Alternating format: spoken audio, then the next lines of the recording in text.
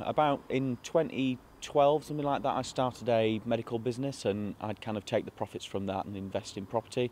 So I bought a couple of rental properties back then, but it was, you know, they weren't, I wasn't doing it as an active sort of, you know, way of investing money.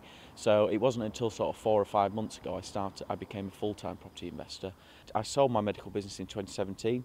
And then was sort of doing consultancy here and there for other businesses, and then decided I needed something a little bit more permanent, a more reliable income.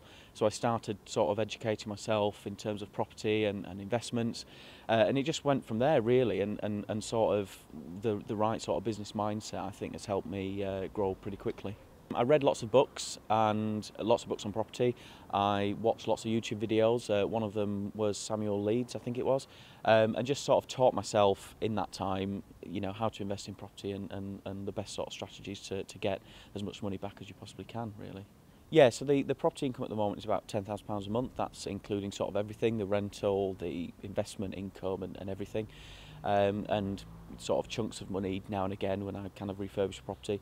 But yeah, it's a lot more than what it was before. So the consultancy work might have been £2,000 to £3,000 a month, and that's if I could book in enough work, you know, to actually make that that level of income, really. Sure. So yeah, anybody can invest in property, really. I started out with a little bit of money when I sold my business, but I didn't really use any of that money to actually get started. So yeah, I think you can invest in property with as little as £2,000 or £3,000, really. So it depends what strategies you take, and obviously you've got to educate yourself and get some experience. But yeah, it's doable for anybody, really, to be honest.